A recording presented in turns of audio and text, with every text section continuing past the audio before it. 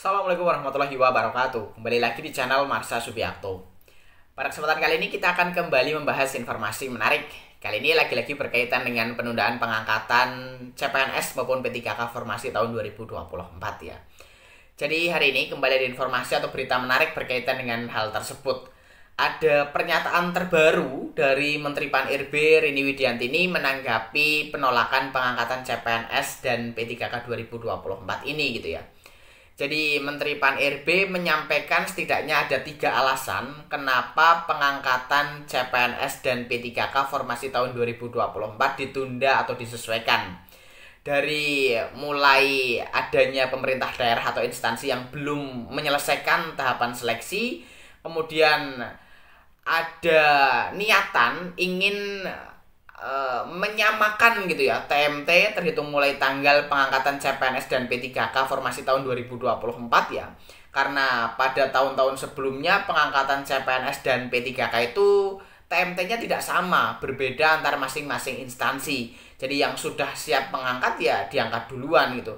Sehingga di formasi tahun 2024 ini pemerintah berniat menyamakan TMT-nya. Jadi untuk CPNS 1 Oktober 2025, kemudian untuk P3K di bulan Maret atau 1 Maret 2026.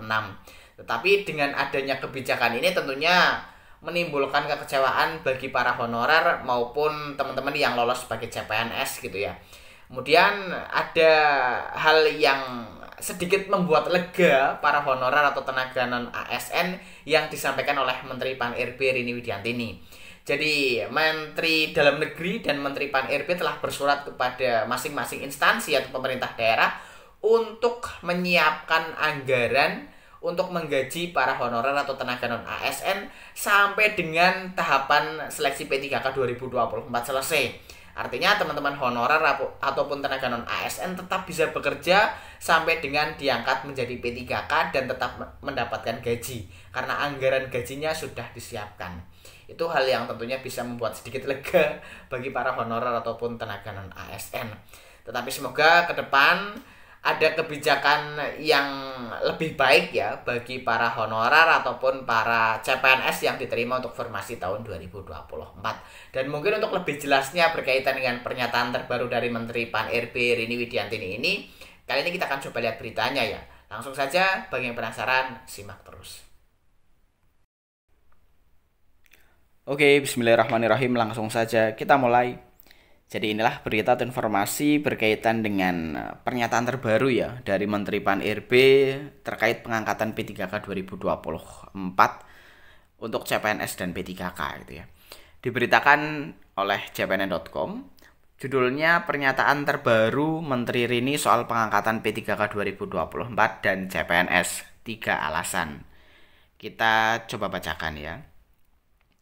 Kementerian Pendayagunaan Aparatur Negara dan Reformasi Birokrasi telah memutuskan pengangkatan pegawai pemerintah dengan perjanjian kerja atau P3K 2024 secara serentak pada 1 Maret 2026. Adapun pengangkatan CPNS formasi 2024 dijadwalkan serentak pada 1 Oktober 2025. Para honorer yang sudah lulus seleksi P3K 2024 tahap 1 bereaksi keras atas keputusan tersebut, yang juga menjadi kesimpulan Raker Komisi 2 DPR RI bersama Menpan RB Rini Widiantini dan Kepala BKN Zudan Arif Fakrullah di Senayan Rabu 5 Maret 2025. Sejumlah forum honorer berencana menggelar aksi demonstrasi untuk menolak molornya pengangkatan P3K formasi 2024 tersebut. Merespon perkembangan yang ada, Menteri Pendayagunaan Aparatur Negara dan Reformasi Birokrasi Rini Widiantini menyampaikan pernyataan terbaru. Dia mengatakan, penyesuaian jadwal pengangkatan calon aparatur sipil negara 2024, yakni CPNS dan calon P3K dilakukan berdasarkan keputusan bersama pemerintah dan Komisi 2 DPR RI pada RDP Rabu 5 Maret 2025 yang lalu. Kami menyadari penyelesaian pengangkatan serentak ini memerlukan waktu karena harus dilakukan secara cermat dan hati-hati, tegas Menteri Rini Jumat 7 Maret dikutip dari keterangan Humas Kemenpan RB. Menteri kelahiran 29 Mei 1965 itu menjelaskan alasan mengenai waktu pengangkatan CPNS dan P3K 2024. Dari pernyataannya, setidaknya bisa dipilah beberapa poin alasan. Pertama, Rini mengatakan bahwa data tentang formasi, jabatan, dan penempatan membutuhkan penyelarasan lebih lanjut. Kedua, Menteri Rini menyatakan sejumlah instansi pemerintah masih memerlukan waktu untuk menuntaskan pengadaan CASN. Ketiga, Rini mengungkapkan selama ini terhitung mulai tanggal atau TMT pengangkatan ASN tidak sama. Masing-masing instansi memiliki tanggal sendiri. Kementerian Pan-RB dan Badan Kepegawaian Negara ingin menata hal tersebut sehingga memastikan pengangkatan serentak CPNS pada 1 Oktober 2025 dan P3K tahap 1 maupun tahap 2 pada 1 Maret 2026. Dengan adanya pertimbangan tersebut, BKN sedang menyiapkan roadmap pengangkatan serentak CASN 2024 sebagai pedoman bagi instansi pemerintah dan seluruh peserta seleksi yang telah dinyatakan lulus, termasuk juga bagi peserta yang saat ini masih mengikuti proses seleksi.